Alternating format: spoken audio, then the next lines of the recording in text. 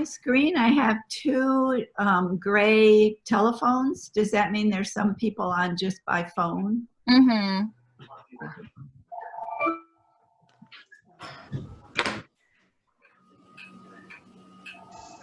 Gail? I see Gail.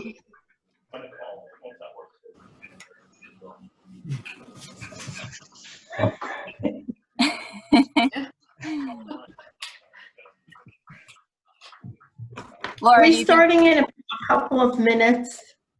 Yeah, because I want to just check to make sure my husband got on the thing he's supposed to get on now. Oh, okay. So, yeah, I think we'll wait until like Because it's gonna run 7:04 or so, and then we can start.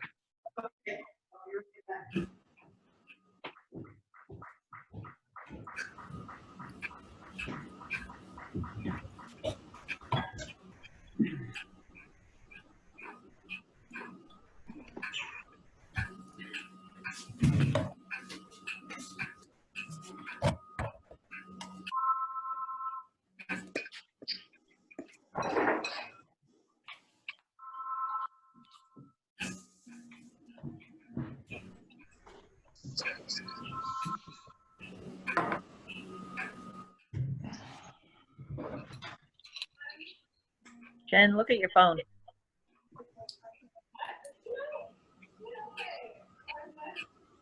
Okay. Hi, Laura. Hey, Barbara. Hi, Laura. How you doing?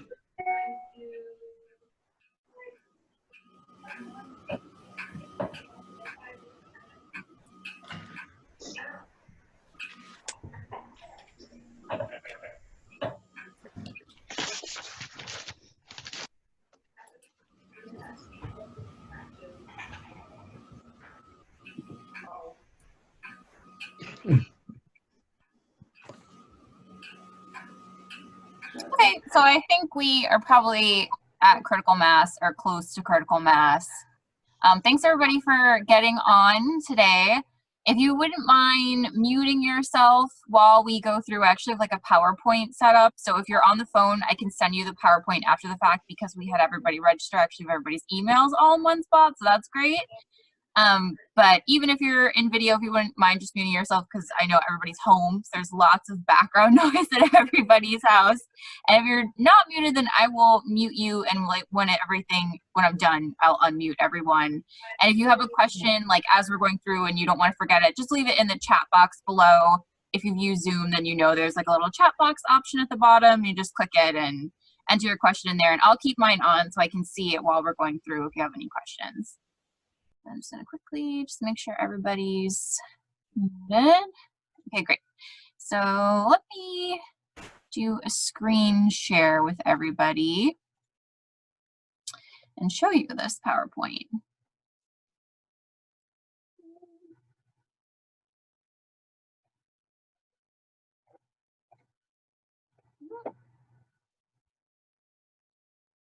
Just give me one sec. Oh, here we go.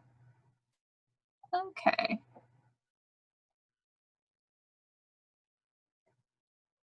Okay, great.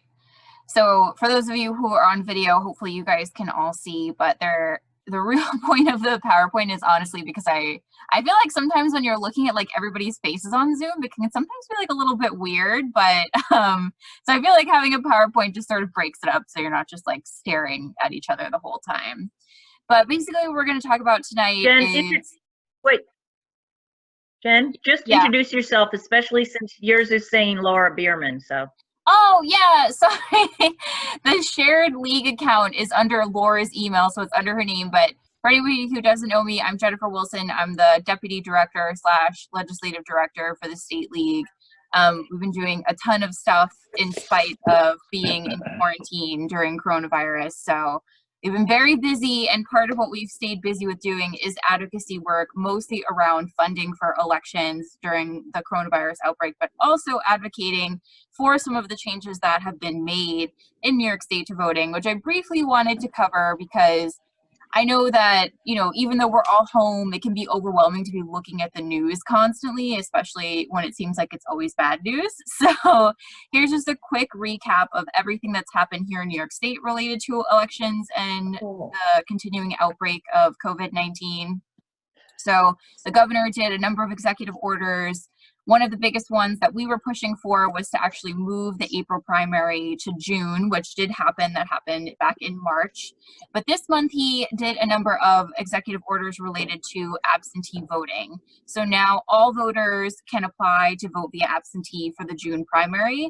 And he also changed it so that you didn't need a signature to apply. So you can apply via email, you can apply via phone, fax, or you could apply in the traditional way, which is regular mail. And somebody already asked the question, doesn't the EO say the BOE will mail the absentee ballot application? Yes, did I say absentee ballot in here? Oh no, I was just gonna mention that. I wasn't gonna put it in the slide. So yes, part of the newer executive order is that every voter is going to get an absentee ballot application, but the executive order is kind of specific in which voters are gonna actually get that application. So the order says every active and inactive voter eligible to vote in the election. So we are interpreting that as being voters who are active or inactive and registered in the party having a primary election. And everyone is also going to be getting a prepaid postage envelope. And the presidential primary and special elections also were canceled recently. So that's kind of a bummer, but those were canceled. And Judy pointed out that the order said that the State Board of Elections is supposed to be sending it, but the State Board of Elections said yesterday at their meeting that it was the counties that were going to be mailing them out, not the State Board of Elections. So if it is written that way, that's not how they're interpreting it. That's not how they're planning to do it. So it's good news. It's exciting news, but of course, we've never done it this way before. So it's a huge undertaking for county boards of elections to be doing this, and something that we really need to do this is money. But before we get to that,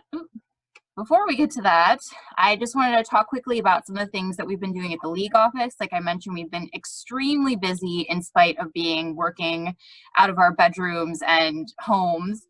We have been working really hard to educate voters on voting via absentee in New York State. Only about 4% of registered voters right now vote via absentee. So going from 4% of voters to potentially 100% of registered voters, ideally if everybody votes who's eligible to vote, that's a really big change. So because people don't normally vote via absentee, we feel like we need to do a lot of education around the process to actually get an absentee ballot, then what to do with it once you get it, how to make sure it gets back. We've created a FAQ page on absentee voting specifically, and we actually translated it into 5 languages. It's on our webpage right at the front at the top if you want to check it out. It also has all of the deadlines in there to make sure voters know when they have to send this information back, and all different kinds of information, again, translated into the 5 languages. And we're also working right now on putting together an informational video to show people how to apply for an absentee ballot, step by step, what they need to do, what information needs to be put down there, making sure that they're signing everything they need to sign, making sure that their signatures match so they don't have any challenges to their ballots. Just all the important things voters need to know about voting absentee. And then the last thing we're doing is we're putting together a web page of information on voting absentee in every single county in New York State. So even though the executive order said that voters can apply to vote via email, a lot of counties haven't taken the step to actually set that up within their county. So if you go on the Albany County Board of Elections website, it has the email right there front and center, where to send it, everything you need to do. But if you go to Hamilton County's website, there's no information. They haven't set it up where you can apply via absentee. Even in New York City, they're still working on getting it set up where people can apply online for an absentee ballot. And you might be thinking, well, if the governor said that everyone's going to get an absentee ballot application, why does that matter? We have a lot of people who have left where they're staying at currently and are staying somewhere else during the self-quarantining time or self-isolation time. So we want to make sure that those people still are able to send in their application to get an absentee ballot to get their ballot where they're staying at. We also have a lot of transient populations, especially in New York City, where people move apartments a lot. So those populations, their address might not be correct in the rolls. So we want to make sure that those voters are getting their application as well. So going back to funding, we sent a couple of emails out about this federal CARES Act stimulus funding. And I feel like the larger sort of CARES Act information, I think most people know about the CARES Act and the checks that went out for individuals, but there was also funding in there for states and localities for certain procedures related to health, related to all kinds of things. But the thing we're really focused on is the election funding that was in there. So the package included $400 million and Help America Vote Act grants, essentially, for states to use for prevention and preparedness for voting during 2020. And in order to qualify for this funding, states have to commit to a 20% state match to be paid over 2 years. They have 2 years to pay that back. And the grants are paid through the Election Assistance Commission, so they're paid out the same way that HAVA grants were paid out back in 2012. We had all those HAVA grants. We still have HAVA grants now, not as many as we did then, but this is a new one that states can now qualify for. And this funding is specifically for things like cleaning supplies, protective masks, any sort of resources that elections workers need to get ready for voting during COVID-19. Also, it's for mail-in ballots, which obviously is hugely important to us because we've never done this before. This is a really big cost to counties. Yesterday, the Board of Elections said that they're estimating they're going to have to send out about 7 million of these applications, these mail applications, and each one costs about, what do you say? Oh no, now I'm going to forget. The total cost, about $2. So the total cost is about $14 million for all of this, for the postage on the envelope to go to the voter, the postage that's on the envelope to come back to the County Board of Elections. So the mailing alone, not including all of the staff time, not including all of the processing, just the mailing is going to be $14 million. So you can see that that $20 million in federal funds is really essential just for the absentee ballots. And that's not taking into account potentially having more poll sites so that we don't have as many people at poll sites at a given time. That's not taking into account staff that's going to need to work at all these poll sites, all the protective gear and cleaning equipment we're going to need at all these poll sites, just the mailing, just the envelopes, not even the envelopes, just the stamps on the mailings is going to be $14 million. So in New York State, you might have seen some of the emails that we were saying that New York State was at risk of losing these funds. And New York State was qualified or is qualified for $20 million in these federal CARES Act grants for elections, but we have to commit $4 million in matching funds through the state. And the reason we were saying it was at risk was because in New York State, we need to have legislative language in our budget to authorize the State Board of Election to actually receive and spend these funds. And we didn't have that language in our budget. So the State Board of Elections had reached out to us and said, can you please help us work with the governor's office, work with the legislature to try and amend the budget to get this language in there. And right as we put out that packet on Friday of information saying, oh, we need your help, this is really important, we found out that later in the day on Friday in the evening, the State Board was told that the Division of Budget was authorized by the governor to amend the budget so that we would be able to accept the CARES Act funding. So originally the State Board of Election had requested $0 in grants and now can go back in and request the $20 million that we're supposed to be getting anyway. And the state is going to have to still commit to that 20% match. We think that the 20% state match is very onerous for states, especially New York State right now, where we're really struggling financially. And we think that there should be more funding for states to have for elections during the continuing coronavirus outbreak. And more specifically, we're asking for $3.6 billion in additional CARES Act election assistance grants. So our US League sent a letter to Congress specifically asking for that funding. And we also sent a letter just to the New York State congressional delegation asking them to amend the existing CARES Act to take away that 20% state match so that the state wouldn't be required to prove that they're spending this additional funding and would just be able to accept the $20 million with no strings attached. So here are some of the recommendations from LWV US. They felt that we needed this additional $3.6 billion for voter education, so states and jurisdictions doing a really robust voter education on all the changes that are being made to the voting procedures. Also, voter registration.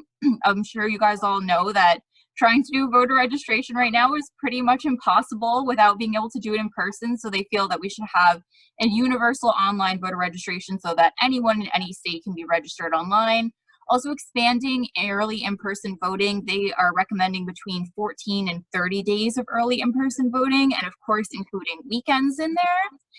And then the traditional sort of postage and polling place adjustments, making sure that poll workers have everything they need at poll sites to keep both themselves and voters safe if they want to vote in person during this time. So how can we take action? So Congress was supposed to come back on the 20th of this month, and then they delayed coming back until May 4th. But they're still working remotely, they're still negotiating remotely, and they're looking to put together another stimulus package, another CARES Act package of funding. And that's what we're kind of looking ahead towards with that additional $3.6 billion.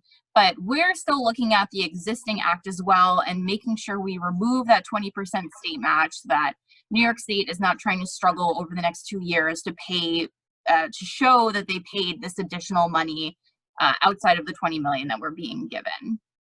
So I put together a package, a toolkit, if you will, that I'm going to open up because I know we've been doing things through Google Docs, but this is part of the reason we've been doing that.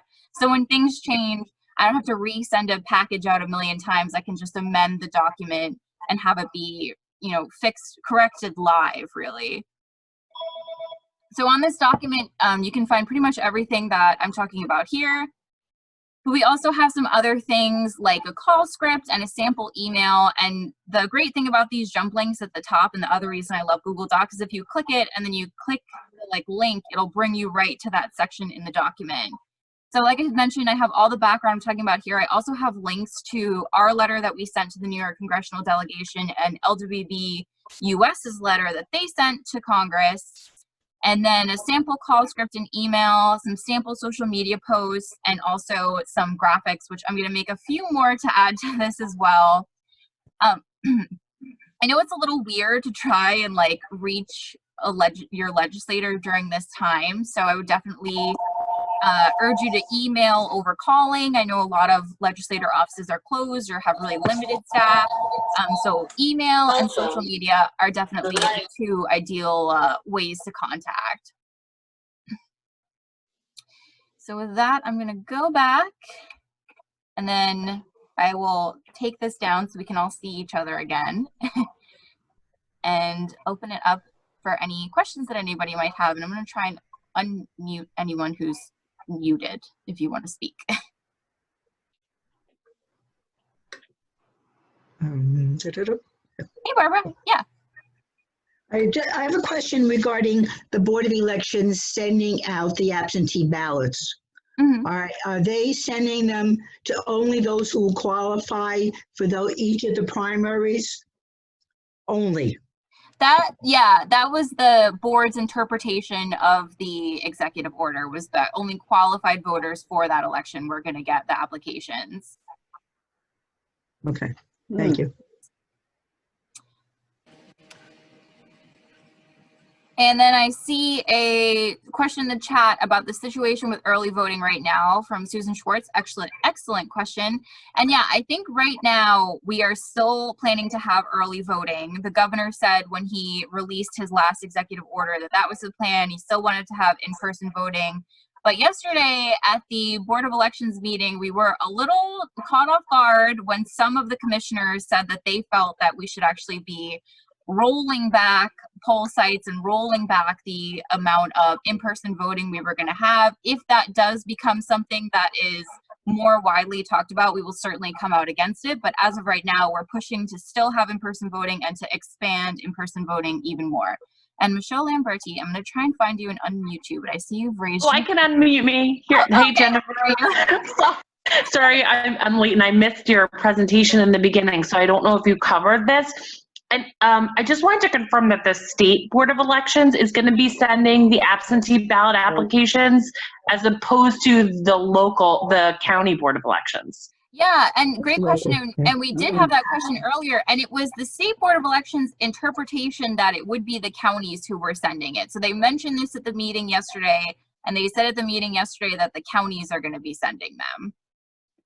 Okay, thanks, Jennifer. Yeah, no problem. And I see 2 other hands raised. Let me see if I can figure this out again. It's not showing me. Lisa Scott said, will and how can LWV be election observers and especially observing opening and counting absentee ballots? That's a great question. I'm not sure. Laura, do you have any sense of that? I haven't heard anything about that. You know, you might reach out to the state board and see what they have to say. But I don't, if there are polling sites, if there is in-person voting, I don't know how they could or why they would say that you couldn't be there to observe or count ballots afterwards. But that might be a question, one, that everyone should ask their county board of elections. And Jen can also ask the state board of elections and see what response they all are giving. But no, I haven't heard anything about that. And I think Judy Weinstein has her hand raised. Yeah. I think, Judy, you have to unmute yourself. Okay. Wondering about this mailing, if we have any idea. Are they just mailing the applications, or is there going to be something with it indicating if you wish to vote in person, you can? Or, you know, Yeah. Oh, sorry, go ahead. Yeah, because, and I don't know, if you apply for an absentee ballot, do you have the option of voting in person once you've already filed? Mm-hmm. Yeah, So it's, they did Always, mention. always. Actually, I do know the answer to this, because Judy Gorenstein, I guess she's not on tonight, but she has told us many times that even if you complete an absentee ballot and send it in, if you decide on election day that you can, you know, your circumstances changed or something, and you want to go vote in person, you can do that. And afterwards, because they don't count the absentee ballots till after, and they check them against the rolls. So if they see that you voted in person, they will just void and discard your absentee ballot. Okay, good. okay. And the other part of my question, you know, are they going to say you don't have to vote absentee? Because I would think lots of people, this absentee ballot application shows up in your mailbox and you assume you have to fill it out. Yeah, they didn't mention anything about having something in there saying that you didn't have to vote absentee. They did say they're going to include for all the inactive voters a like affidavit form. So they're going to have to swear that they are in fact who they are and that they are enrolled in the party. But they didn't mention anything about saying that you could still vote in person. Thanks, Jennifer and Laura. And then I see a question from Nancy. Will absentee ballot applications go only to those having a primary election, or is it contested seat? And yeah, that it's our understanding that it's only for people who actually have primary elections. And then Laura and I both saw an article earlier that there's like 20 some odd counties that don't have any primaries. So we're gonna try and get the exact list of counties having primaries and the exact, I mean, we already have like the list of races, although the ballot hasn't been certified yet, but for Vote 411, we have kind of an ongoing list of races, but not the counties. So we're going to try and get that and make it available so that way people aren't going crazy, stressing out if they don't even have races to be voting on. And then Gail said, do you anticipate voter roll purges done in advance of the mailing of absentee ballot applications? And I think that in the case of counties who sent out their mail check cards, I don't know if I would call it a purge, but I think they will update their list based on that mail check card, which is unfortunate because I know some people that did go away to self-isolate had their mail forwarded. And if their mail is forwarded, then they're counted as not being at that address. So it's definitely something that we're concerned about. But I don't know about like straight up roll purges. And because they're going to still include inactive voters, I'm hoping that that will sort of take care of some of that. But that's part of the reason that we're still trying to push for, if you're not getting your application in the mail, you should definitely still send in an application in one of these other ways. Jen, if I can just add, there is so much confusion out there right now as to what's going on the June 23rd election, because as you know, there's no presidential primary, but then some people have said, oh, so there's no primary. And we're like, yes, there still is a primary in many places. And then the special elections, the governor canceled those, as Jen said, that was filling some of the vacancies in the state assembly and state senate. But my understanding, and Jennifer and I are trying to get confirmation on this, is that the congressional seat out in the western part of the state is still having the special election in June. So so when you talk about, you know, will it only go to those having a primary election? How, you know, there are just so many questions. This is why we're trying to put up as much information on the state website as, you know, as it happens. And we have that new texting service. I'm going to be sending out the voter and the state board update hopefully tomorrow, which will have all of this summarized. And we really are hoping, we need you guys to help us educate and spread the word. Send out information or links to our websites and our documents to any other organization that you're part of. Let them share our links because there's just so much confusion.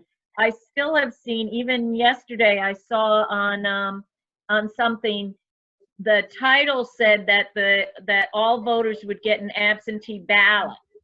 And that's the one that's really been bugging me. But in the article, it said it was absentee ballot application, but the title still said absentee ballot. So we just have to make sure we're clear on this and really do a good job of educating the public, because I don't think anyone has a good sense of what's going on. So that's why Jen's doing a great job staying up with the State Board of Elections. She has a good contact there. She's been talking to them. They share information with us. And so just stay on top of what we're posting, what we're sending out in that new text service, and hopefully spread whatever information you hear from us as much as you can. So there's my little spiel for the night. There's another question, I think. Two points. People have already sent in their absentee ballot application. Are they going to get another application? Number one. And number two, about when the Board of Elections can start to count the absentee ballots. That's also written that they have to wait a certain amount of days before actually starting to count. Is that going to change also? Are we pushing for that to change? Those are two things I think I have a little bit more clarity on the first question. I think what the interpretation from the state board is that if you already submitted your application, they won't send you another one because they're going to go off the list of, like, you know, they have, when they get the applications, they input them and then they're going to like cross-reference it with the list. So I don't believe that people are going to get another application in the mail. On your first question. On your second question, we're trying to figure that out, and that's something that we might look at legislatively, amending that for this election to allow them to start counting ballots earlier, because yeah, it's going to be an absolute nightmare if they have to wait until the 30th to start tallying up the ballots. And then I see two questions in the chat. One from Amy: will the new rules on absentee ballot applications be applicable to the general election, or are these rules just applicable to the June primary? And unfortunately, these are only just for June. So if this is still happening come November, we're going to have to do all of this all over again.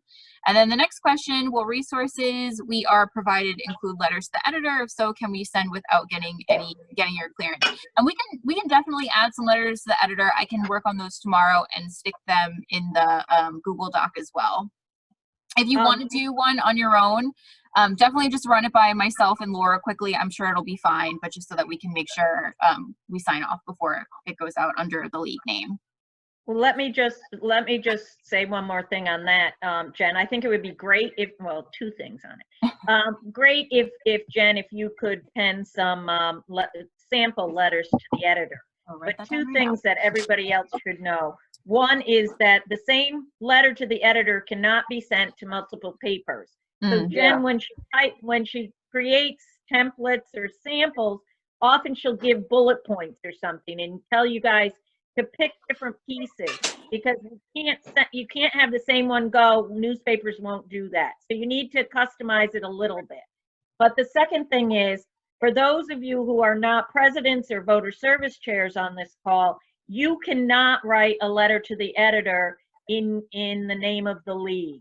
You need to get permission from your board or your president. And the reason we say that is we don't want, 3 different people from the same league submitting a letter to the editor for that league's name.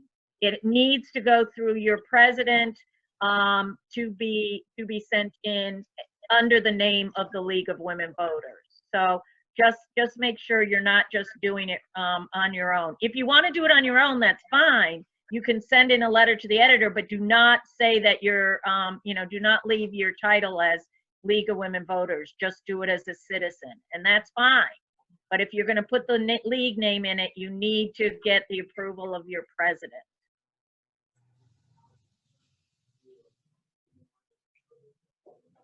Great, and I see more of a comment in the chat than a question, but talking about how the local paper here in Albany posted which primaries are going to be happening on June 23rd. No info yet on local school, village, or village elections. And yet the governor was asked about this like 2 press conferences ago and said he still hasn't decided to set a date for those yet, unfortunately. But great point on checking your local paper to see if they have any information about that to share with voters.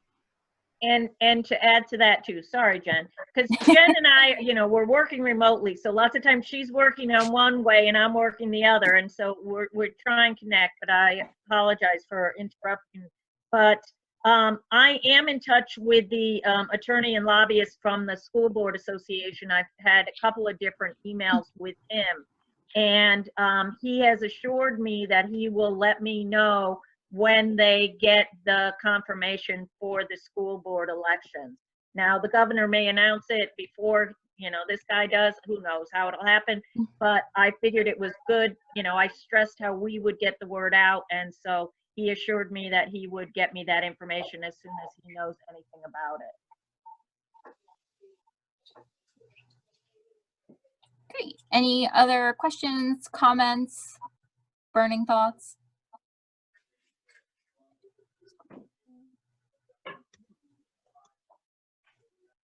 Okay. Oh, I'll let Laura answer this question in the chat. Do you have concerns about the cancellation of the Democratic presidential primary? Oh, Gail, you set me up for that one, didn't you? Well, and part of this, the reason I think Gail is asking this, maybe I shouldn't speak for you, Gail, but the Albany County, Gail's from the Albany County League, and the Albany County League got 2, I call them kind of nasty comments on their website after hearing that the cancellation of the Democratic presidential primary, saying, why isn't the league jumping up and down? Susan B. Anthony's turning over in her grave, the disenfranchisement of voters, and why isn't the league doing something about this? I let Albany County answer the 2 nasty ones, but at least 1 or 2 a day come into my office. Oh, and Nancy's commenting that she got 1 call today too. 1 or 2 come into my emails at least daily about this for the last week or so. And my answer to them, and I think you as league members will understand this, we are nonpartisan. This was a decision not made by the state. This was a decision made by the New York State Democratic Party. The party chose to cancel the primary.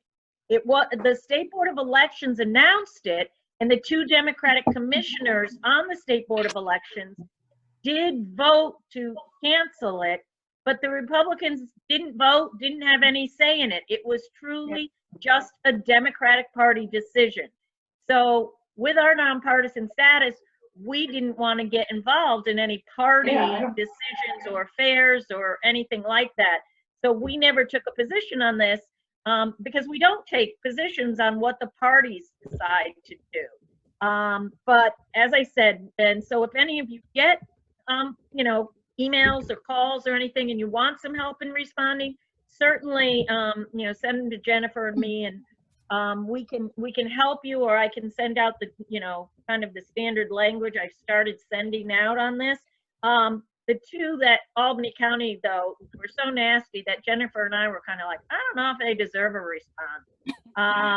But, and one of them, the one email I did respond to today that didn't come to Albany County, but came to me, and it was a very nice one, and I did respond, and then she wrote back again, and then I wrote again. I mean, it did prolong it and on and on and on. She just didn't take my answer, which is what Jennifer told me would happen if we started engaging in that. But that's your decision, how you want to deal with, responses like that.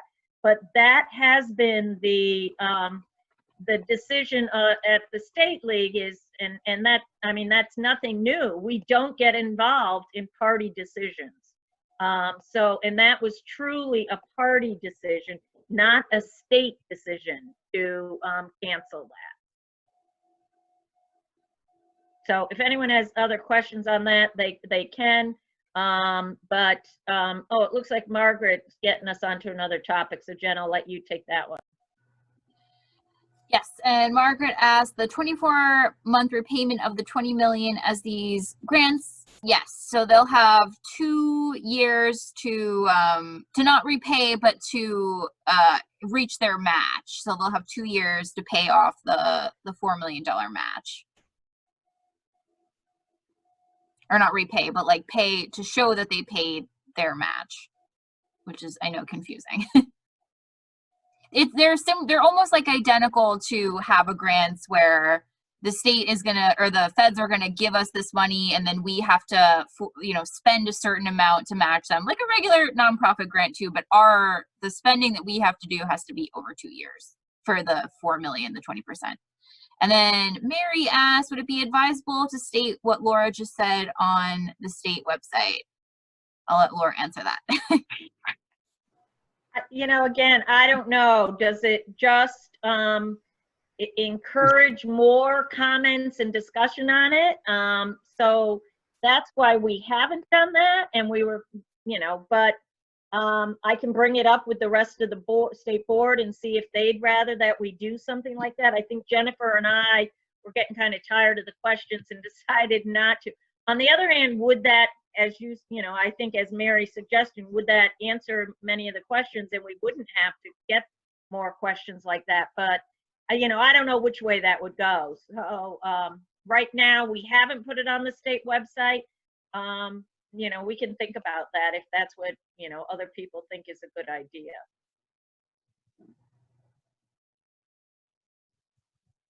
Great. Anybody else with any final questions? Jen, can I ask you, what is the timetable you want on this action with their Congress people? What kind of time frame are you, would you want people to be taking action, to be sharing all those great graphics you created on Facebook and Twitter and Instagram and stuff? When do you want this all done? I mean, I think it's nice to do it now before they come back, because they are still thinking about it, and they are still, like I mentioned, kind of working remotely on this. And we didn't just decide to do this on our own. We had to check with National as well. I just want to make that clear. We're not like going rogue. We checked in with National. They said they were fine with us advocating to get rid of the 20% match, and then also encouraged us to work with them on advocating for more funding.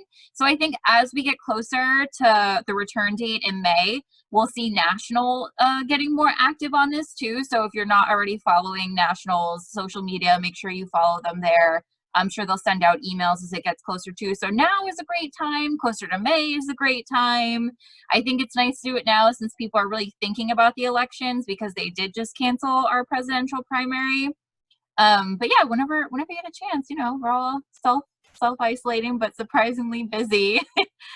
And then we have a couple more in the chat. One point to clarify is State Democratic Party made the decision to cancel the presidential primary. Great point. And then just some thank yous. Okay, yeah.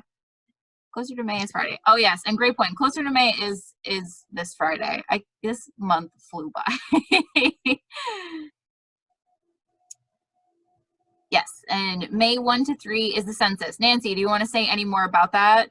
We just saw a very sad statistic about the census today, Laura and I. So, okay, she said no. Okay, well, if anyone has any more questions they think of, definitely feel free to shoot me an email or give me a call. And I am happy to respond, and I will share the PowerPoint with everybody after this call is over, and hopefully you can download the recording. I'm still trying to figure out how to download Zoom recordings, but if I can figure it out, we will have this recording on the website as well. So, oh, do we have a couple people raise their hand? Gail, did you raise your hand? Oh, I'll unmute you. Oh, oops. See what Mary Bilby wrote in the chat about Schumer on PBS tonight, and I didn't want to get off of that. Oh, yes. Mary said that Schumer was on PBS tonight, and he said the Senate might not meet in the immediate future and may not get to another stimulus. Yeah, I can see that being a possibility. Yeah, okay.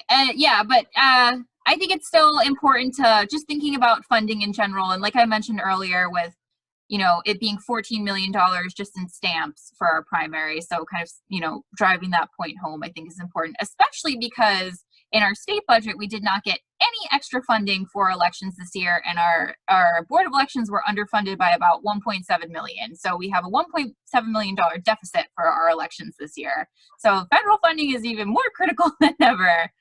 But okay, great. So if there's nobody else, then I hope everybody has a great night and everybody stays safe, and thank you so much for being on this call. Thank you, Jennifer and Laura. Thank you, Jennifer. Thanks, guys. Bye. Thank you Bye. very much. Thank you. Bye.